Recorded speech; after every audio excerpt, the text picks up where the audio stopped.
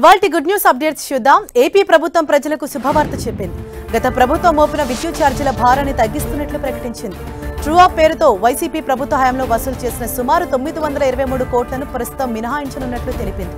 ఈ మేరకు AP ERC ఉత్తర్వులు జారీ చేసింది. దీంతో నవంబర్ నెల నుంచి వచ్చే ఏడాది అక్టోబర్ వరకు విద్యుత్ బిల్లుల భారం తగ్గనుంది.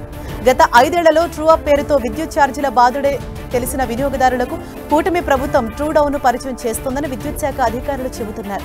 2024-25 ఆర్థిక సంవత్సరానికి గాను డిస్కంలు 2758 కోట్ల 76 లక్షలు ట్రూ అప్ కోసం దాఖలు చేయగా ఏపీఆర్సీ మాత్రం 1863 కోట్ల 64 లక్షలకి ఆమోదం తెలిపింది. డిస్కంలు వినియోగదారుల నుంచి 2787 కోట్లు వసూలు చేశాయి.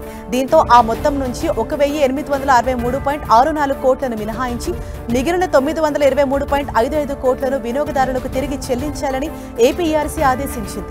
దీంతో ఈ మొత్తాన్ని ట్రూ డౌన్ ఛార్జీల రూపంలో నవంబర్ నుంచి వచ్చే ఏడాది అనగా 2026 అక్టోబర్ వచ్చే విద్యుత్ బిల్లులో సర్దుబాటు చేస్తారు. దీనివల్ల యూనిట్కు 13 పైసలు చొప్పున వినియోగదారులకు లబ్ధి చేకూరనుంది.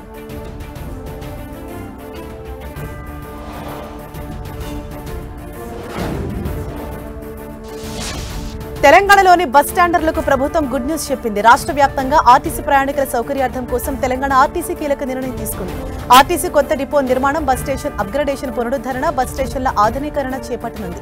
ఇందుకోసం 108 కోట్లు మంజూరు చేస్తూ పరిపాలన అనుమతినిచ్చింది. ఈ మేరకు తెలిపారు మంత్రి పొన్నం ప్రభాకర్. మొత్తం 30 బస్ స్టేషన్స్ ను ఆధునీకరించనుంది ప్రభుత్వం. ఆమోదించబడిన పనుల అమలుకు అవసరమైన అన్ని చర్యలు ప్రారంభించి చేపట్టాలని సివిల్ ఇంజనీరింగ్ విభాగాన్ని ఆదేశించారు.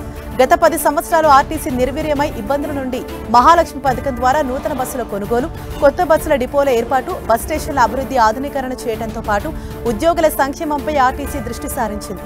సంస్థ పరిరక్షణ, ప్రయాణికుల భద్రత, ఉద్యోగుల సంక్షేమం 3 విధానాలతో ఆర్టీసీ మరింత ముందుకు పోతోంది.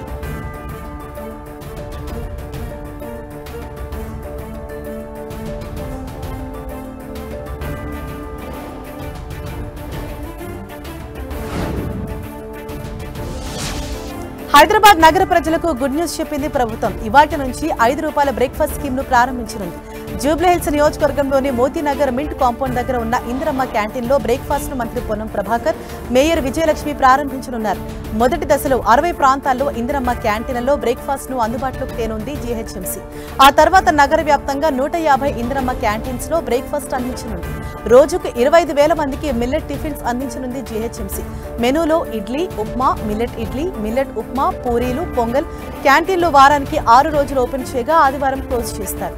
ప్రస్తుతం హరే రామ హరే కృష్ణ మూవ్మెంట్ తో కలిసి ₹5కే నాణ్యమైన పౌష్టికమైన భోజనాన్ని అందిస్తున్న బల్దియా ₹5కే టిఫిన్స్ అందించేలా మరోసారి హరే రామ హరే కృష్ణ మూవ్మెంట్ తో ఒప్పందం చేసుకుంది. ఒక్క బ్రేక్ఫాస్ట్ కు ₹19 ఖర్చవుతుండగా ఇందులో ₹5 ప్రజల నుంచి తీసుకుంటున్నారు. ₹14 బల్దియా భరించనుంది. బస్తీవాసులు, రోజువారీ కూలీలు, చిన్న ఉద్యోగులకు ఈ స్కీమ్ ఒక వరంలా మారనుందని, ఫుడ్ సేఫ్టీ ప్రమాణాలను కట్టుదిట్టంగా అమలు చేస్తామని అధికారులు చెబుతున్నారు. రోజు 25,000 మందికి బ్రేక్ఫాస్ట్ అందించేలా ఏర్పాట్లు చేస్తున్నారు.